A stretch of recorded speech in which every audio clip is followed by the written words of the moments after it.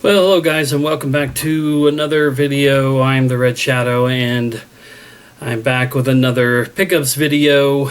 And just for a brief second, I just want to say, it's been almost a month since the last video. I keep coming up with ideas for videos I want to sit down and do, and then for one other reason or another, I end up not doing it. So I'm not going to sit here and try to say I'm going to do better in 2022. I'm just acknowledging, maybe more so than anything else, acknowledging to myself that I am being lazy. And like I said, I have things I wanted to do videos about, and I just kept finding reasons not to do them. But pickup videos, always super easy to do, and actually a big highlight. I think I've mentioned it before. It's one of the highlights of every month for me is doing these. So here for this, on time too, the last day of the month. Made sure all the last stuff I had coming in had arrived. Had one thing that was supposed to have come in earlier this week and it didn't, so it'll just end up being in next month's video. Alright, so without further ado, with no more talking needing to be done before we get to the stuff, let's go ahead and do it. So the first thing I'm going to start off with is the shirt that I'm wearing, which is a Pink Gorilla Games t-shirt from the Pink Gorilla Games video game stores in Seattle. There's two of them, and they're owned by a pair, Kelsey Lewin and Cody, I can't remember, Cody Spencer. People that I was exposed to from Metal Jesus Rock's YouTube channel. Kelsey in particular has been on many videos of Metal Jesus Rock's, and it's partially because she and Cody joint co-own these two video game stores in Seattle. Now, they're just video game stores, and I'm sure a lot of people would just be like, what difference does that make? And it's not really any difference. It's just that Kelsey is super knowledgeable about video game stuff. She, like I said, she appeared in a lot of MJR's videos talking about games over the last, say, 5 or 6 years. And Cody does streams on Twitch and has a YouTube channel for the store itself. But the streams are really fun. I've realized over the last few weeks just how much I would love to work in a video game store.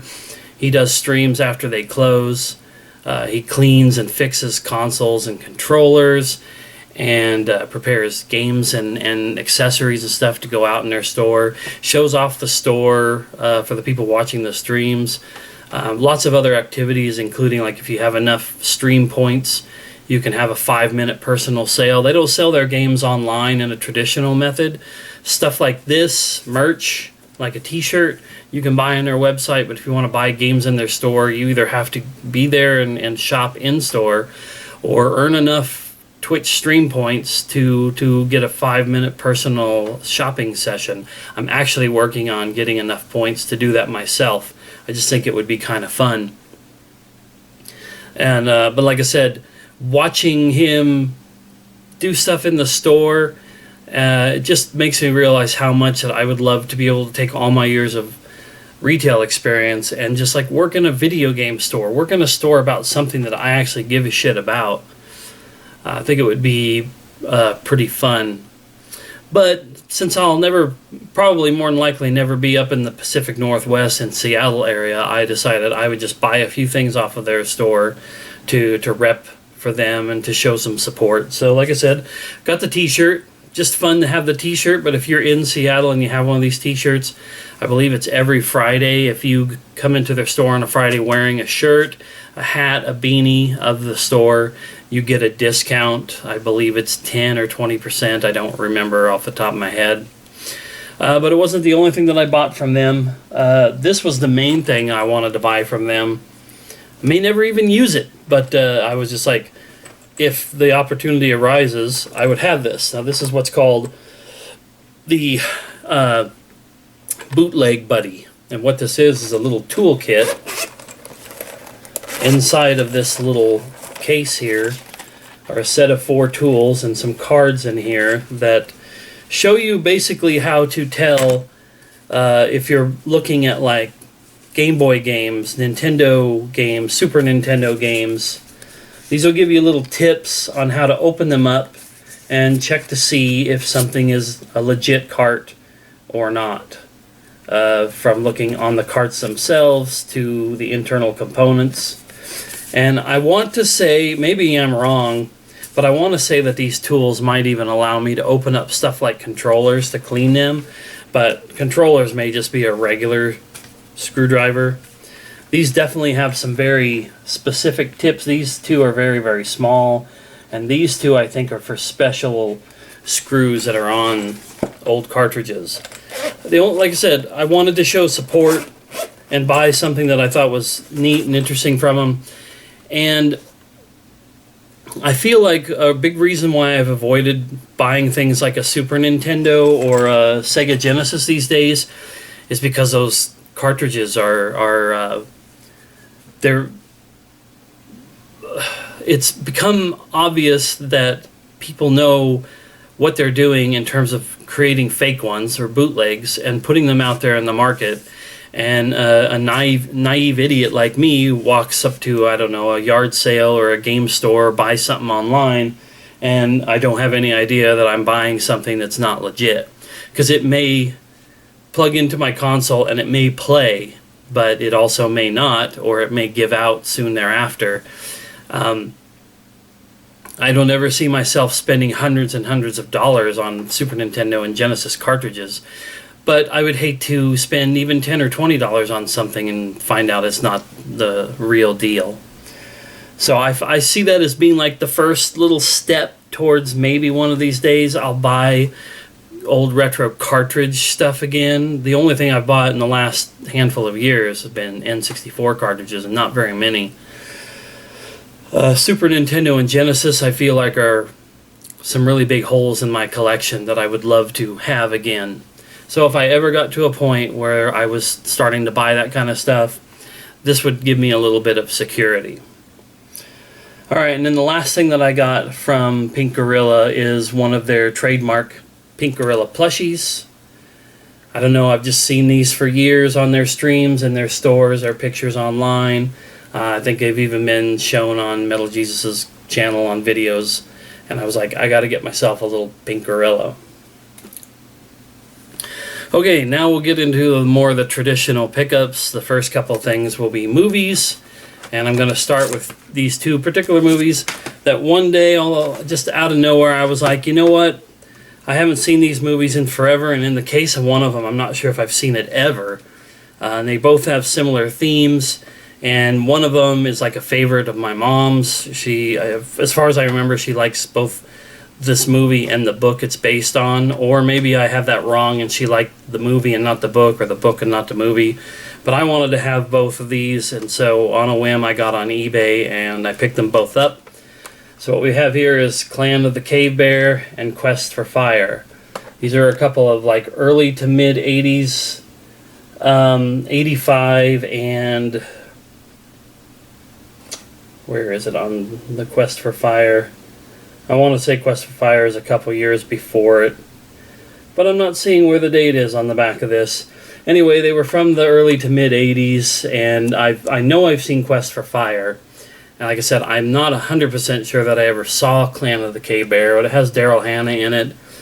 And I just wanted to have these in my collection. I'd hoped that maybe I would have watched one or both by now, but it hasn't happened.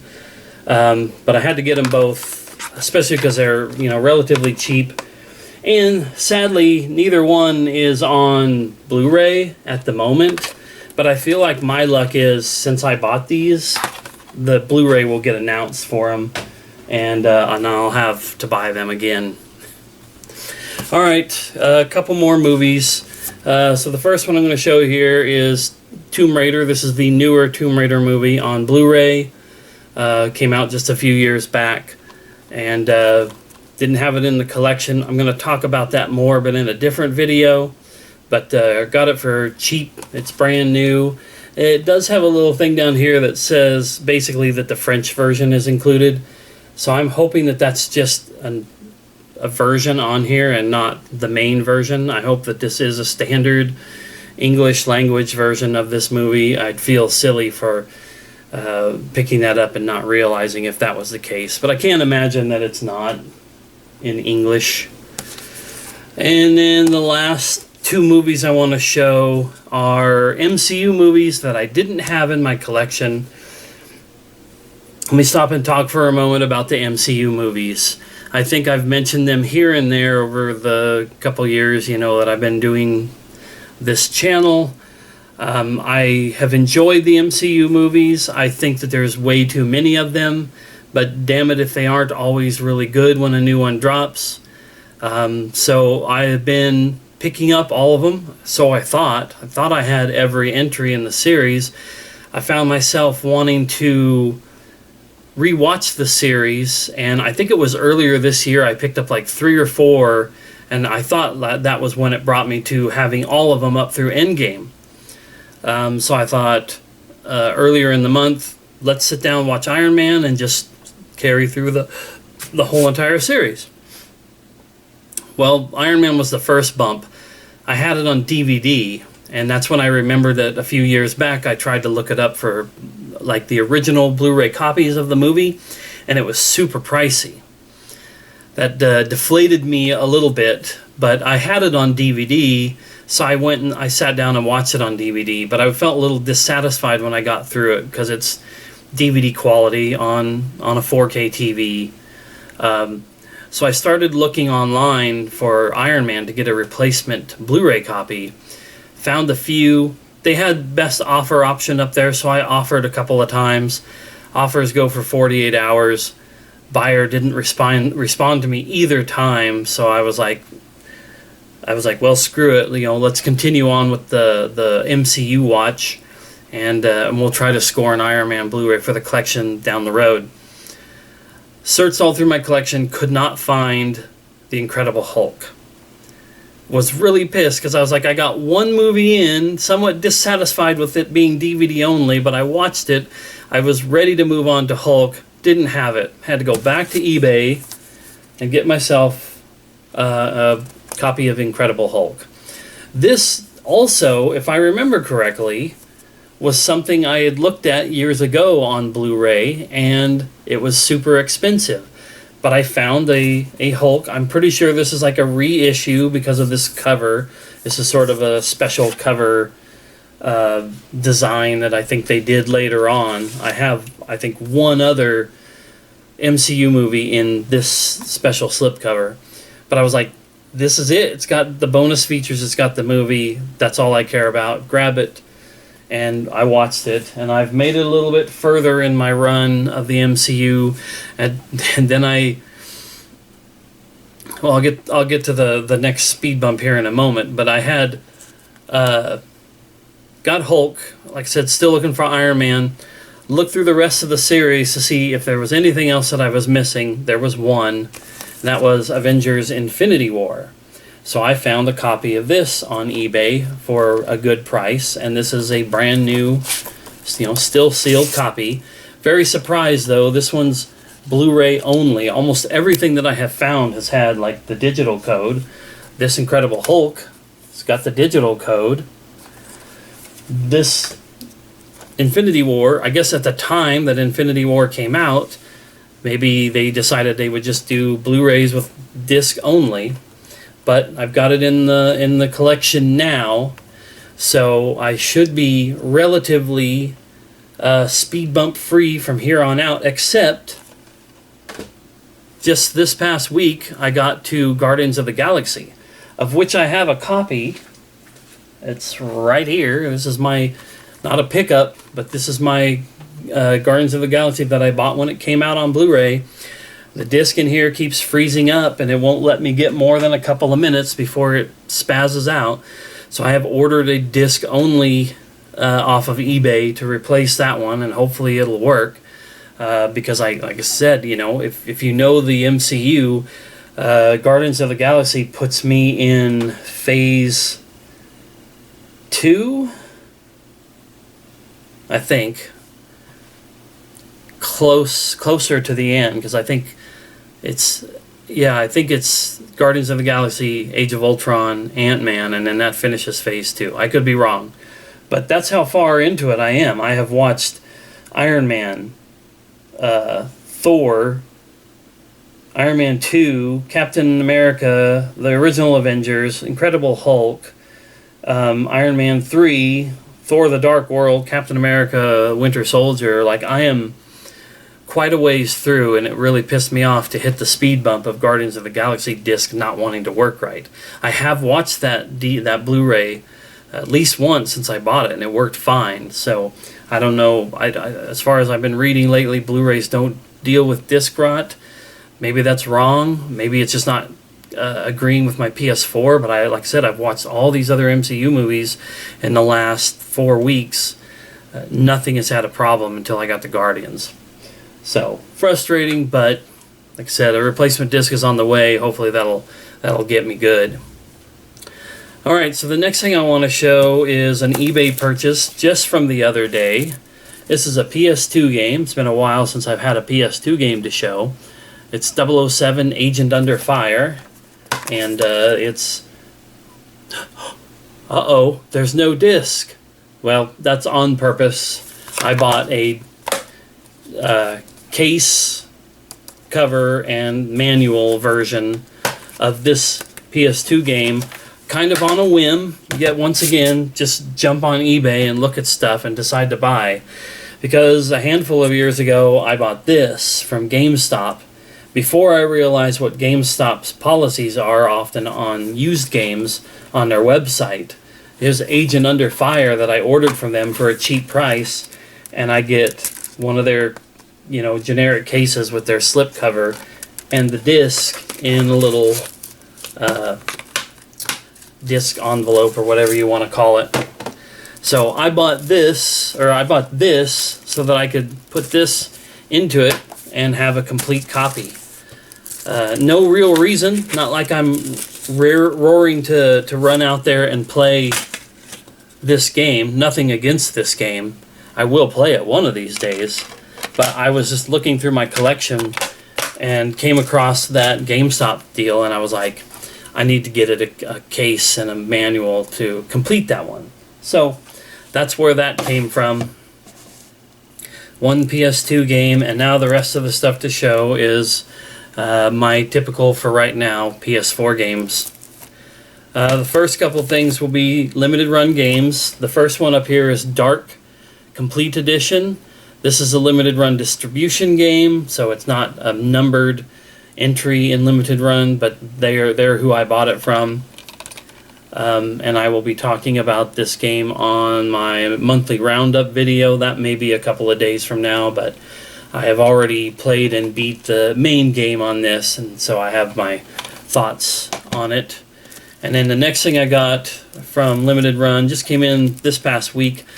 Dark is kind of a horror puzzle game, and then this is more of a straight up horror walking simulator style game. This is Infliction Extended Cut.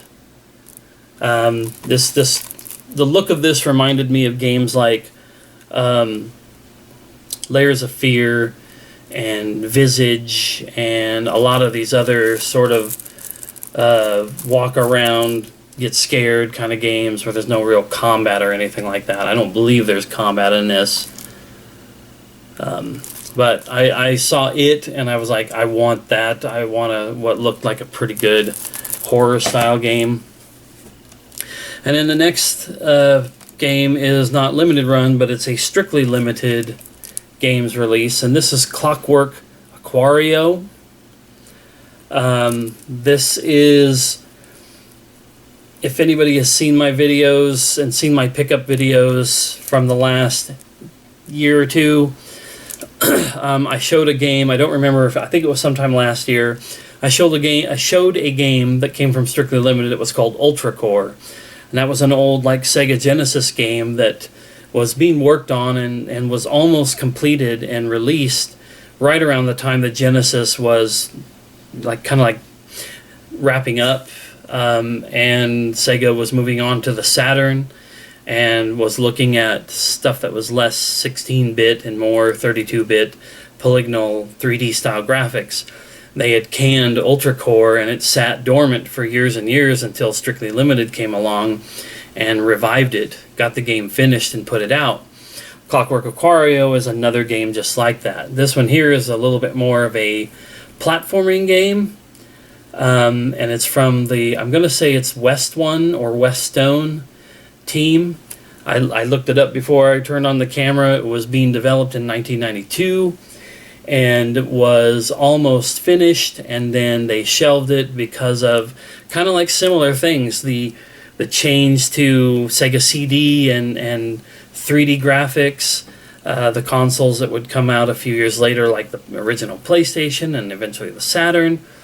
And it blows my mind that they would take a game like this that's almost completed and ready to go, and they would just say, you know what, shut her down and throw it in the can. So thank goodness for Strictly Limited for reviving it, getting some of the original members of the team back to finish it up. I read that there was code that was lost, so some of the stuff had to be basically redone to get this out the door. This is gaming history as far as I'm concerned, and that's why I wanted to pick it up. A lot of people have been shit-talking online about Strictly Limited because I did buy this game and pay for it on December 23rd of 2020, so it basically took a year to get here. Who cares? So many people on one of these particular Facebook groups that's about limited run and limited game companies in general want to talk shit about Strictly Limited and limited run for their model of like, here's a game, pay us now, they wait 6 months to a year. Okay, it's not like they hide that that's how it works. You're paying for a pre-order, you're paying for something to then be moved into production, and in the cases of something like Clockwork Aquario, you're getting a game that could have been lost to time, and there's so many more of them out there that are and will be. I love the fact that these companies put these games out that are digital only or are practically lost to time, and I don't care if they take months, year, or years. Keep those people away from Kickstarter. They wouldn't be very, very happy at all. There are still some Kickstarter games out there that have had tons and tons of money dumped into them and still haven't released a product yet. This is a physical product. It's in my hand. I own it. I have it. So who cares if it took a year? I wish I could speak to all of those people directly, and I would say, get over yourselves. But anyway, I don't want to waste any more time. I got 4 more games to go to finish out my December 2021 pickups. So I've got a couple of things here that I got from Best Buy and one thing I got from GameStop. So the first thing I want to show, this is one of the games I got from Best Buy. Clearance or just heavily discounted. It's RPG Maker MV. It's only the second RPG Maker game I'll have in my collection, but I've always wanted to check these out and probably get really frustrated with and miserably fail at making my own RPG. But the other one that I have is the first one on PS1. And I imagine that game at this point would probably be super clunky to deal with. Now I noticed once I picked this up that the graphics on this still seem to show like a 32-bit or excuse me, a 16-bit style. But it would probably be a whole lot, I would hope it would be a whole lot more user-friendly to create something in this. But even if it isn't, it's something fun to have in the collection. Looks like you might be able to explore, it says explore brand new RPGs now, although it says download RPG Maker MV Player for free on the PlayStation Store. I've already downloaded that, but I've never used it. So I'm wondering if that's the portal in which to play other people's games. Because once again, something like this and Dreams and some other things that I've picked up over the years kind of allow you to do, like, what is it, Super Mario Maker? Allow you to play community design stuff. And, like, there's a shit ton of stuff that you could just get buried in there. Lots of stuff to kind of spend your time on. Alright, the next thing up was a game that at one point I was like, nah, I don't think I'm going to get that. And then I just had to see it marked down cheap on Best Buy. Tribes of Midgar, the deluxe edition that comes with some cosmetic DLC. This is sort of a isometric RPG, I guess you would say. It's sort of a survival, crafting, resource gathering, Diablo-like. That would be my stab at what this game is.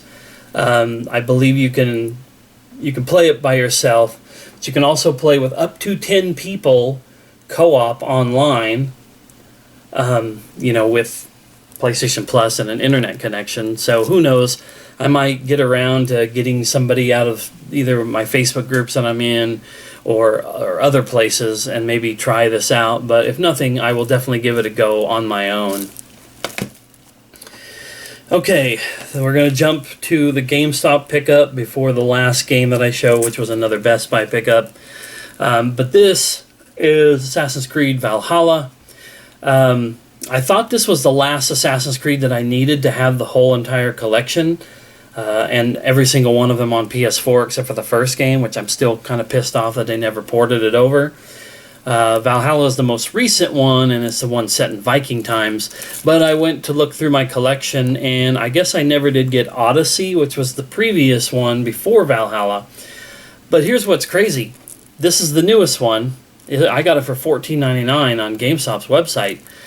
Everywhere that I looked for Odyssey that was like a brand new retailers, like Target, Best Buy, GameStop, Walmart, was still asking like $40 to $50 for Odyssey. Valhalla was $15. I don't know if that's just because I know this is another one that had some problems with glitches and issues like that, but it also seemed to have a lot of people who were really into it and who enjoyed it. So I want all the Assassin's Creed games, despite the fact that I haven't beat a single entry in the series. I was playing Assassin's Creed 2 a couple years ago. I never finished it. I need to go back. And I have my PS3 hooked up, so I might be able to sit down with the first game. I really want to play all those original ones before I get into Origins, Odyssey, and Valhalla, because I know that they expanded them, make them more RPG-like. And I think I'm going to enjoy those more than the original ones. So I don't want to get to that point yet where I sour myself on the older games. So we'll get back around to that. I'm going to make it a point to try to return to Assassin's Creed 2 in 2022 and get through some of those games. Okay, and so the last game, I always kind of hold off one particular game or thing to show in these is sort of my highlight, and people are probably going to laugh at what my choice was for my best pickup or my personal favorite pickup of the month. But it is Among Us Crewmate Edition for PS4 with a cool lenticular cover. Lots of really cool goodies, even in this, the cheapest $30 version of the game. There's a $50 and a $90 version that don't come out until next year that have more physical stuff. I didn't really want all that. This is a free on mobile game and only like $5 on Steam. I think it's only $5 if you buy it digitally on the consoles. It's included on Xbox's Game Pass, so essentially it's free if you're paying for that service. I had some people online kind of ask me, like, why did I pay $30 for this? What a waste of a disc and all that. Well, here's the reason why. As a lot of people may know, a few games that came out over the last couple of years really blew up during the pandemic, especially last year, during the height of the pandemic. Animal Crossing did really, really well. Fall Guys, there are some other Valheim. I feel like there are a few other. Rust had a bit of a resurgence, but there's a few, like a handful of online co-op or competitive games that, sort of benefited from a lot of people staying home but wanting to socialize and play with other people in games. And I feel like Among Us was probably the one that saw the biggest, or maybe the second biggest, next to Animal Crossing, because Animal Crossing sold like hotcakes for Nintendo. But I think this is really cool that this was a game that came out in 2018, a good 2 years before it really blew up. And it was a small team of only a couple of people who made this game, and that it flew under the radar for 2 years before it had its moment in the sun, and it's still going. I first saw it and it came up on my radar in August of 2020. I still watch a few particular YouTubers and Twitch streamers play this game like every week, you know, a year and 4 months later. I've played it myself on mobile. Didn't get to play it a whole lot, but I played it on mobile with some of my friends. I was excited when I got internet again last year to pick it up on Steam for the opportunity to play it on there. Now I haven't gotten to play it on PC. I have a few online friend groups that never seem to really want to play games online anymore. Not the games that I love, like Gmod and Among Us. But when this came out to the consoles, PS4, PS5, Xboxes, Switch, I was like, this is my chance to sort of get back into it. The people that I watch play this online, they play a bunch of modded versions where like everybody in the game has a special role to play. That's not really available on the basic version. But on Christmas Day itself, I sat down and played this for a couple of hours. Won some games, racked up some trophies. It was fun. I just felt like supporting the people who made this game, because it has done a lot for me. It's provided a lot of entertainment for me. It's allowed me some connections with some online, you know, like I said, streamers and YouTubers. Not like, ooh, they're my friends or anything like that, but like I can just appreciate people who give fun, interesting content. I wouldn't watch them all the time playing this game if I wasn't being entertained by it. And then it does enable me a chance to play with some of my own friends, personal and online, in this game. And I just wanted to show that development studio, Innersloth, some support. So that's why I've bought it physically on PS4, bought it on Steam, played it on mobile where I bought some of the DLC for it. It just feels right to me. Like we are supposed to pay with our time and our money on things that we like and what we approve of. So I'm throwing support at this studio for this game that means something to me. So that's why it was my highlight of December. Those are all my pickups for the month. It's getting late on this particular Friday and I need to go to bed soon, so this video probably won't get uploaded until tomorrow. But Happy New Year if you're watching this. Hope everyone's had a good 2021 after a crazy and crappy 2020, and I hope we all have a much better 2022. And after this one, like I said, there'll be a monthly roundup video and a couple other videos that I've been meaning to work on now for like a month and a half. So hopefully we'll get them up in January. And alright, that's enough of me yapping. Thanks guys for watching, and we'll see you next time.